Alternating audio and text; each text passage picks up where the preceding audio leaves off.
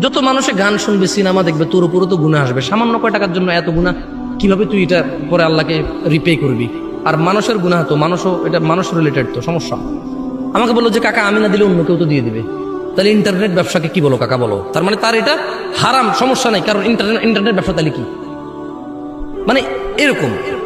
তো শোনেন গাজীপুরবাসী, ওই যে আবার একটু বলেন তো আমার সাথে, আমি আবার টপিকে আসি। লা ইলাহা, দেখছেন কি সুন্দর লাগে না?